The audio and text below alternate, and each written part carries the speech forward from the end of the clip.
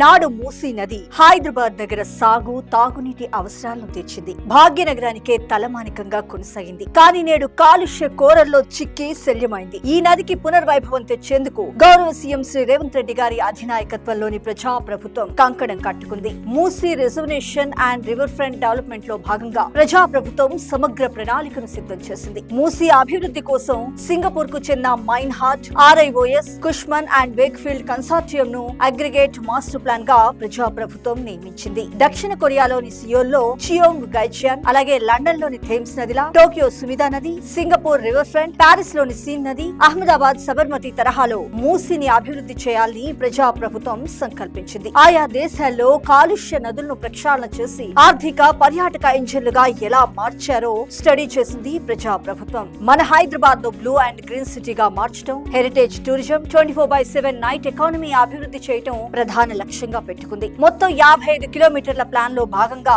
Phase 1 కింద గండిపేట, రాజేంద్ర నగర్ నుంచి గాంధీ సరోవర్ బాపు ఘాట్ వరకు 21 కిలోమీటర్ల మేర పనులు చేపడతారు. ఇందుకు 6,500 నుంచి 7,000 కోట్లు ఖర్చవుతుందని అంచనా వేశారు. పూడికతీత, నదీ గర్భం ప్రొఫైలింగ్, వరద నివారణ గోడలు, మురుగు కాలువల నిర్మాణం, రోడ్లు, రివర్ ఫ్రంట్ డెవలప్మెంట్ పనులు ఇందులో ఉంటాయి. నగరంలోని పరివాహక ప్రాంతాన్ని 5 జోన్లుగా విభజించి మూసీని అభివృద్ధి చేయనున్నారు. ఈసా నది ద్వారా హిమాయత్ సాగర్ నుంచి వచ్చే వరద రాజేంద్ర నగర్, కిస్మత్పూర్, సన్ సిటీ, ఉప్పరపల్లి ప్రాంతాలను ముంచెత్తుతుంది. దీన్ని నివారించేందుకు రివర్ ఫ్రంట్ లో రివర్ బెడ్ మధ్య నుంచి నదికి ఇరువైపులా 100 మీటర్ల చొప్పున విస్తరణ పనులు చేపట్టాలనేది ప్రణాళిక. నది గర్భం నుంచి 70 మీటర్ల వెడల్పుతో విస్తరణ, బెడ్ నిర్మాణం, తిరిగి అక్కడి నుంచి ఇరువైపులా 27 మీటర్ల వెడల్పుతో రక్షణ గోడలు నిర్మిస్తారు. వాటిని ఆనుకొని ఇరువైపులా 45 మీటర్ల వెడల్పుతో రివర్ ఫ్రంట్ ను చేపడతారు. ఒకవైపు సర్వీస్ రోడ్, మరోవైపు ప్రధాన రహదారులను నిర్మించి నగరంతో అనుసంధానిస్తారు. మూసీ నది గండిపేటలోని ఉస్మాన్ సాగర్ నుంచి దిగువకు ప్రవహిస్తుండగా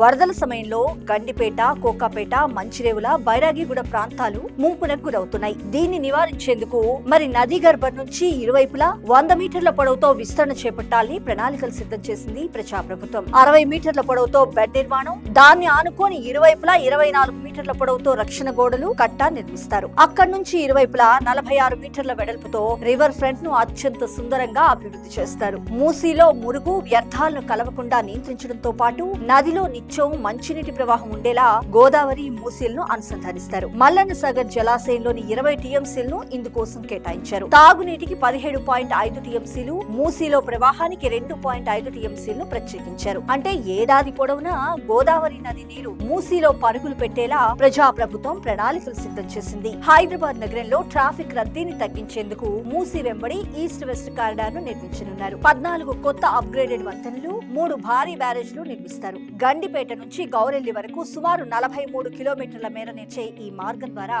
కేవలం 45 నిమిషాల్లో గమ్యస్థానాన్ని చేరుకోవచ్చు. దీనివల్ల ప్రయాణ సమయం 50% ఆదా అవడంతో పాటు ORR, నగర రోడ్లపై ట్రాఫిక్ భారం తగ్గుతుంది. కుతుబ్ షాహీ సమాధులు, గోల్కొండ కోట, తారామతి, బారాదరి, చార్మినార్, ఉస్మానియా హాస్పిటల్, హైకోర్టు లాంటి చారిత్రక కట్టడాలను కలుపుతూ హెరిటేజ్ టూరిజం ను అభివృద్ధి చేయనున్నారు.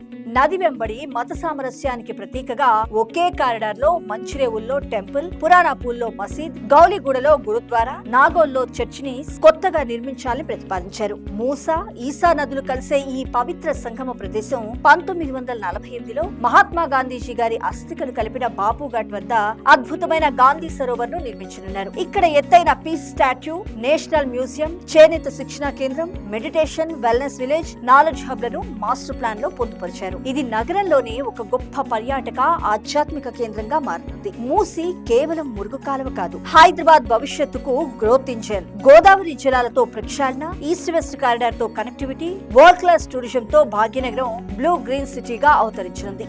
మొత్తంగా మూసీని ప్రక్షాళన చేసి హైదరాబాద్ ను విశ్వ నగరంగా తీర్చిదిద్దేందుకు ప్రజా ప్రభుత్వం వడివడిగా ముందడుగేస్తుంది.